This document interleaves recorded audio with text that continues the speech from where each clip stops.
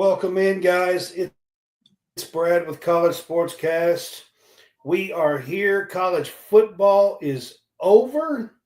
It is now jam-packed full for game day pick'ems with college basketball.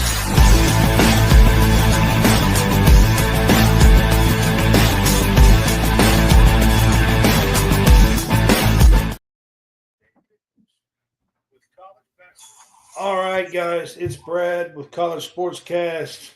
I do have Hammonds on here with me. He's fixing a camera issue while we get started here on the show.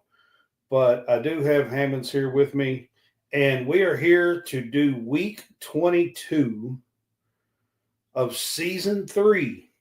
We are now beyond 300 episodes of College SportsCast. Did you hear that, Hammonds? I heard it, man.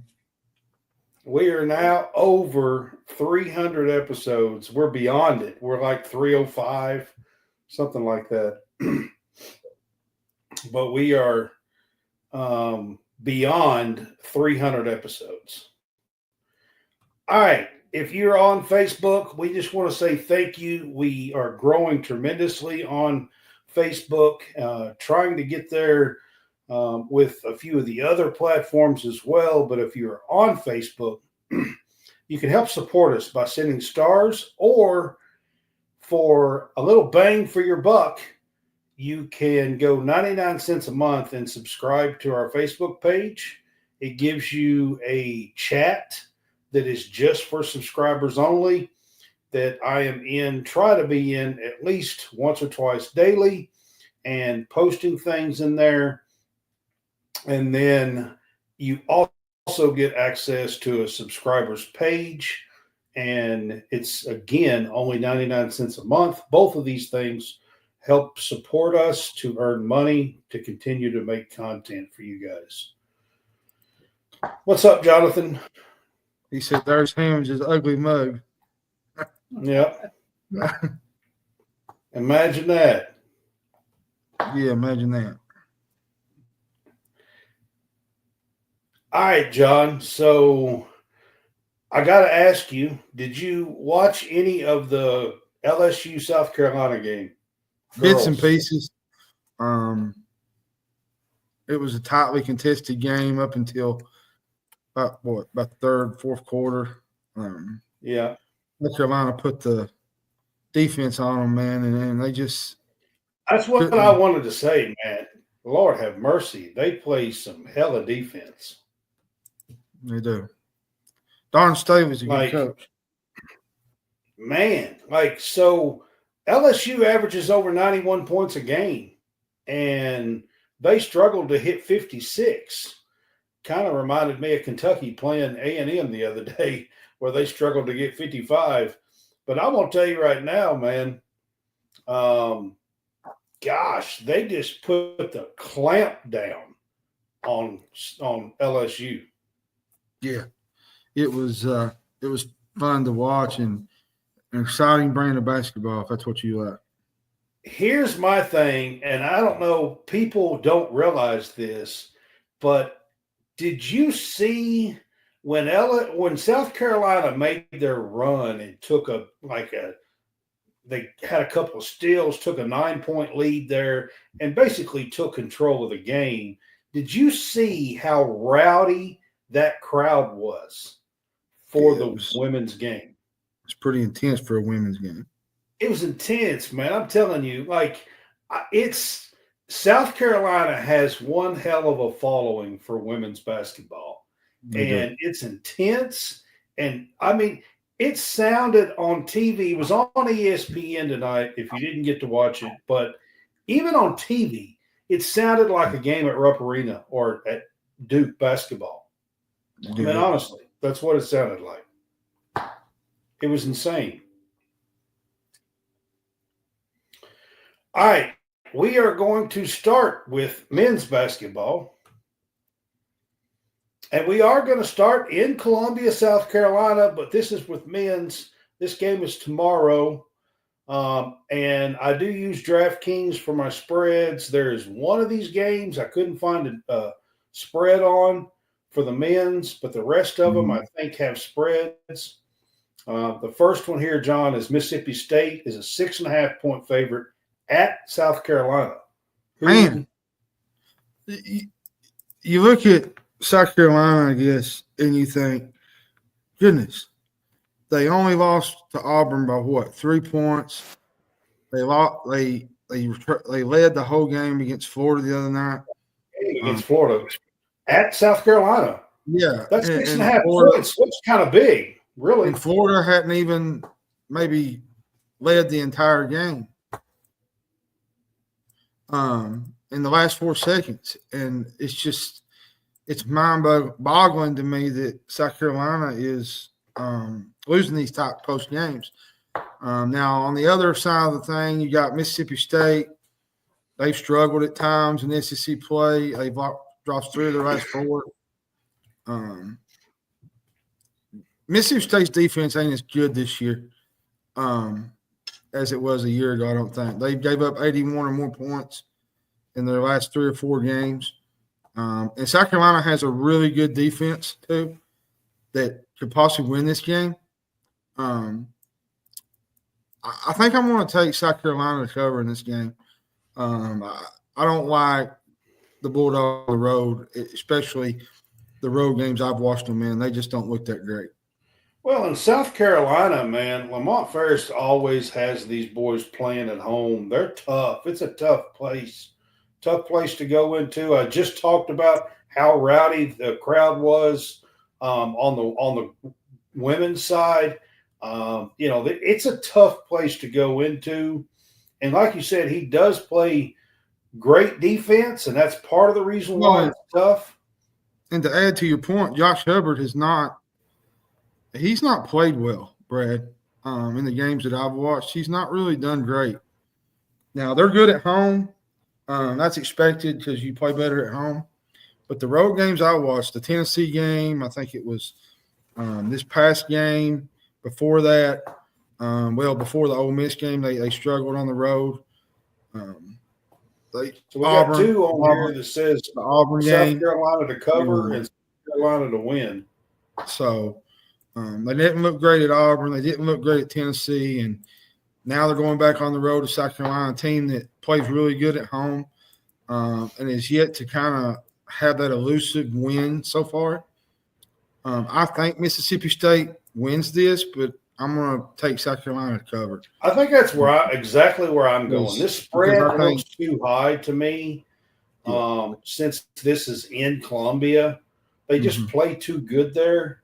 I think the smart pick with this spread would be to take South Carolina in the 6.5 points. Yeah, that's what I'm going to do. Yeah. All right, the next one, we're going to go a little bit out west here. Well, actually, Arizona State would be out west, I guess. Iowa State is taking on Arizona State out in Arizona, and Iowa State's a 9.5-point favorite on the road here, John. I know Arizona State hasn't had quite the season that Iowa State has had. But again, when you're on the road, 9.5 points is a big number. Well, and they just recently lost on the road to West Virginia in a game. I think it was last weekend.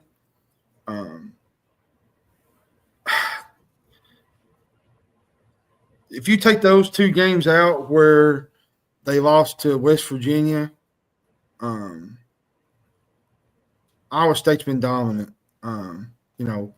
Arizona State, I think they're 1-5 against other opponents. Let me ask you a question because I haven't kept up with it a whole lot. How is Jaden Quaintance doing out there? He's doing pretty good. I watched a few games earlier in the year. I think he's playing really well. He's really good on the glass. Arizona State's going up against probably one of the best defenses in the nation. They're very aggressive. They can pressure the ball. They switch a lot on their screens. They got a lot of athletes that can fill it up. Jefferson's really good. Jones is really good. Gilbert is another guard that's really good.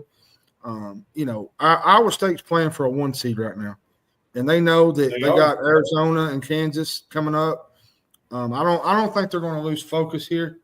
I think they're going to take care of business here on the road. Now, I do think this is a high spread, especially for a road game. That's probably I'm probably going to go the same route I went South Carolina. I think I'm going to go Arizona State to cover this spread because some of these road odds are they're picky and to choose from. To be honest, some of these spreads are kind of head scratchers. Although I do think Arizona State probably is a 10-point better team than this Arizona State team. I mean, Arizona State,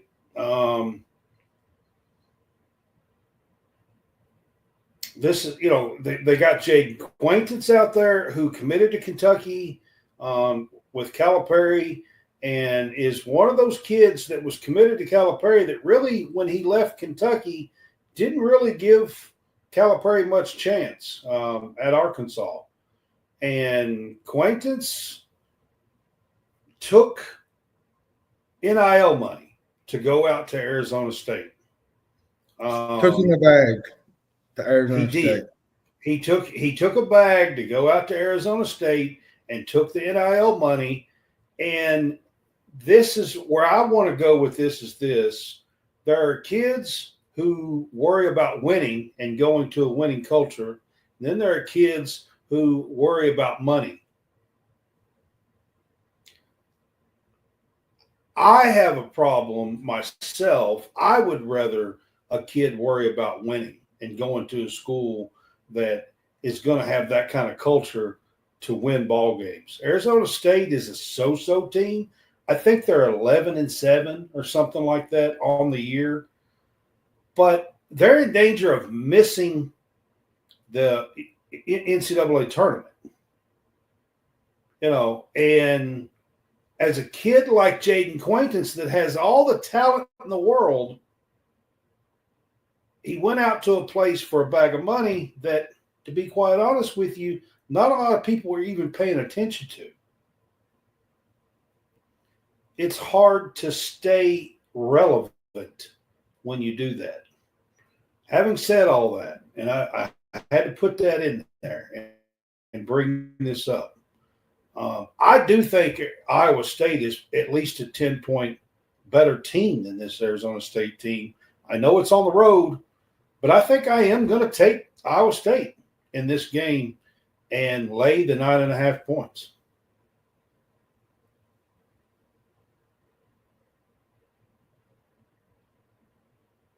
I was checking the comments. All right.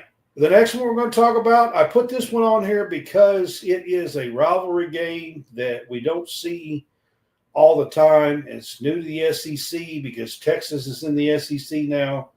We get Texas A&M at Texas tomorrow. Yeah, and A&M. And there is no spread. There is no spread on this game. I couldn't find one on DraftKings. Yeah, A&M, they're coming off a win over Ole Miss this week. They closed the game on an 11-2 run. Hadn't led for, 15 seconds, was it, Brad? That was another game where they hadn't led. Now, Texas has won 2 of their last 3 games. A&M won the first matchup by, I think, was it 20, 22 Johnson's points? been playing really well for them. Freshman. Although this game probably will be closer, just for the mere fact it's at Texas. It was a blowout at A&M. It being an in-state rival on the road, I think I'm going to take the Aggies here. Texas is good. There's just some pieces there that I don't think fit this team. Now, Trey Johnson's probably one of the best freshmen in the country. They got the kid Kaluma is really good. He's playing really well for them. But other than a few other guys, this team don't. Kaluma's kind of sporadic, but when he's on, he's one of the best players in the country. Yeah, he is. I think I'm going to take A&M in this one. I like this A&M team. They're playing really good. Wade With Wade Taylor is Taylor. back. He played against Um, Ole Miss, so he is Phelps back. is playing really good. Phelps is Yeah. playing really good for them. He was a big transfer piece for them. And So then A&M's playing. what's his name? Obasaki, I think, is his name. Yeah, He's he's really, really tough. good.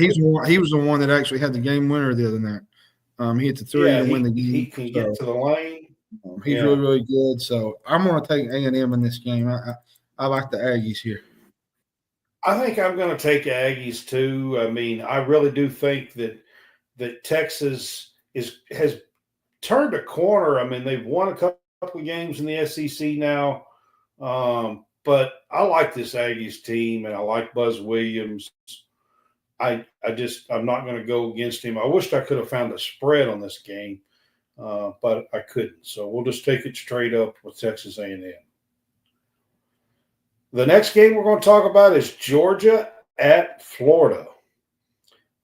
Georgia is a team that lost in the last few seconds the other night as well.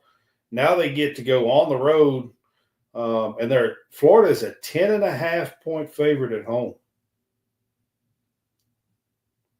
That's a big number for basketball. You're muted, John. Georgia has not really played good against Florida the last few times. I think they've dropped their last 11 to the Gators.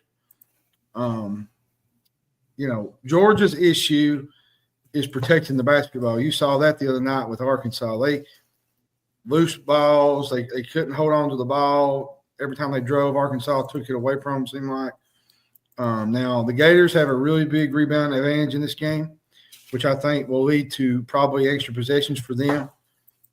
Florida probably, to me, has one of the best offenses in the country with Martin, Condon in the middle, Clayton out front.